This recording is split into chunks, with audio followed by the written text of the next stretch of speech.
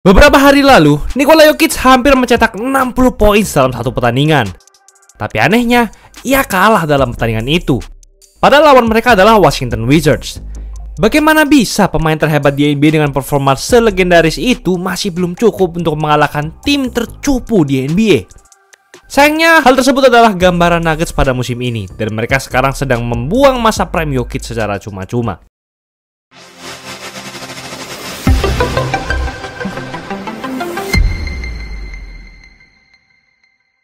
Sudah bukan rahasia lagi jika Nikola Jokic saat ini merupakan salah satu atau bahkan memang pemain terhebat di NBA dan seluruh dunia. 3 MVP, 1 gelar juara, dan 1 Finals MVP NBA sekiranya sudah cukup membuktikan dominasinya yang sangat mengerikan di lapangan selama 4 tahun terakhir. Belum lagi capaian statistiknya yang selalu di luar nalar dan permainannya yang selalu efisien. Jokic jelas-jelas sudah berada di tingkat yang jauh lebih tinggi dibandingkan mega bintang lainnya di NBA.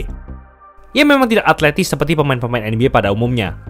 Namun Jokic memiliki IQ yang sangat tinggi sehingga ia mampu memegang kendali permainan di lapangan dengan sangat mudah di setiap pertandingan. Dengan itu juga, Jokic dapat menggunakan segala kemampuan dan postur badannya dengan sempurna baik di sisi offense maupun defense.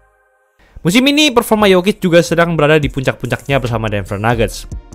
Musim lalu saat ia dinobatkan sebagai MVP, Jokic memiliki rataan 26,4 points, 12,4 rebounds, dan 9 assist per game.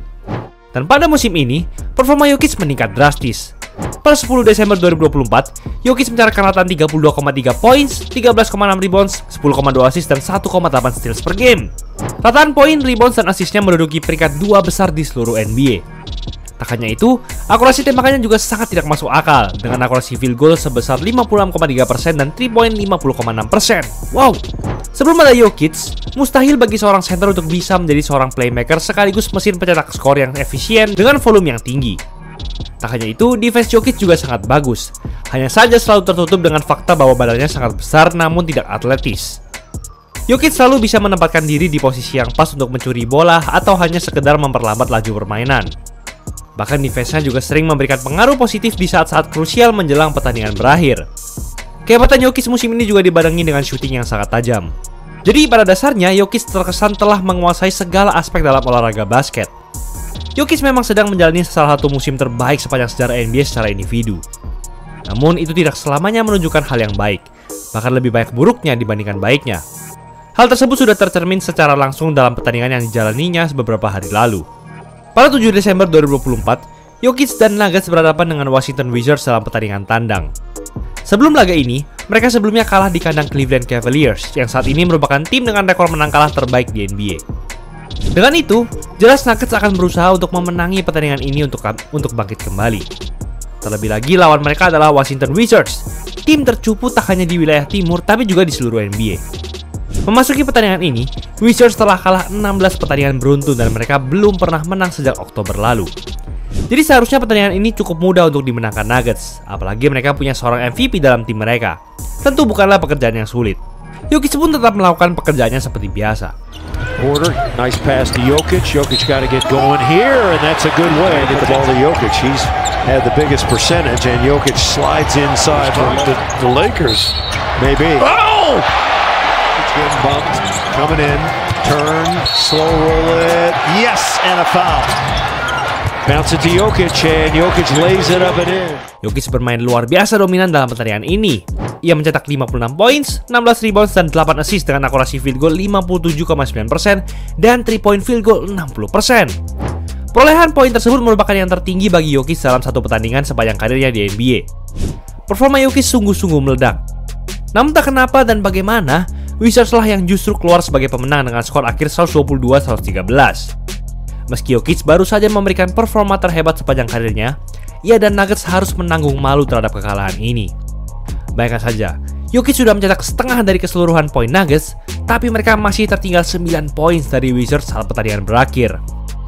Parahnya lagi, skuad Wizards ini tidak sepenuhnya utuh karena mereka kehilangan sejumlah pilar offense mereka seperti Kyle Kuzma, Saddiq Bey, Corey Kispert, dan Malcolm Brogdon. Pemain-pemain inti Nuggets seperti Aaron Gordon dan Jamal Murray memang absen juga dalam pertandingan ini. Namun seharusnya mereka sudah memiliki aset yang cukup untuk mengalahkan tim tercupu di NBA. Tapi entah kenapa masih gagal. Sehari berikutnya, saat berhadapan dengan Atlanta Hawks, Jokic masih saja harus menggendong timnya sendirian. Jokic got it again. So it's out. Over to Gordon. Gordon back to Joker, and he dunks it home. Strother maneuvering into Jokic. Jokic put it up and in. Screen and roll with Westbrook. Great pass into Jokic. What a pass! Jokic gonna heave. It'll count if it goes. Yes! Jokic berhasil mengumpulkan 48 poin, 14 rebounds, dan 8 assist dalam pertandingan ini. Itu artinya ia telah mencetak 104 poin dalam kurun waktu 24 jam. Luar biasa. Untungnya Nuggets berhasil memutarbalikkan keadaan dari hari sebelumnya dengan menang dominan dalam pertandingan ini. Namun tetap saja, hal tersebut tak bisa menutup fakta bahwa Nuggets sedang berada dalam kondisi krisis musim ini. Bagaimana bisa dengan Jokic yang mungkin sedang berada di puncak masa prime-nya ini, Nuggets justru hanya menduduki peringkat 7 saja di wilayah barat. Bahkan setelah kalah dari Wizards, Jokic sampai berpendapat seperti ini. Di negara saya, setelah melewati masa-masa yang sulit seperti ini, Anda akan mendapatkan gaji yang sedikit lebih rendah dari yang seharusnya. Jadi mungkin itulah yang perlu kita lakukan. Mungkin sedikit motivasi untuk itu. Ia juga berpendapat bahwa membiarkan seorang pemain tetap duduk di bangku cadangan mungkin dapat menambah motivasi mereka. Tentu apa yang dilakukan Nuggets selama ini sudah cukup parah sampai Jokic yang terkenal dengan sikap diam dan ketidakpeduliannya terhadap media mengucapkan hal-hal tersebut kepada wartawan. Pihak manajemen tim sudah terbukti gagal memberikan pemain-pemain mendukung yang solid untuk Jokic. Awalnya, banyak orang mengira Nuggets sudah mendapatkan pemain pelapis Jokic dalam Dario Saric. Namun kenyataannya, permainan Saric tidak bisa menyatu dengan sistem yang diterapkan Nuggets, khususnya saat ia bermain bersama pemain cadangan lain. Ia sering tidak diberikan waktu bermain oleh Michael Malone selaku pelatih utama Nuggets. Begitu pula dengan Zeke Naji, yang seharusnya sudah saatnya untuk memberikan kontribusi yang berarti untuk Nuggets di jajaran pemain cadangan, namun ternyata masih begitu-begitu saja saat diberikan kesempatan. Kedua pemain ini memiliki kontrak termahal kelima dan keenam bagi Nuggets musim ini. Namun, dengan kontrak seperti itu, mereka malah jarang sekali menyentuhkan kaki mereka di lapangan. Jadi kesannya pihak manajemen memberikan uang kepada mereka secara cuma-cuma. Sulit untuk diterima jika DeAndre Jordan, yang jelas-jelas sudah melewati masa prime dan lebih sering berperan sebagai pemain senior saja, masih harus sering diandalkan untuk menjadi pemain pelapis Jokic.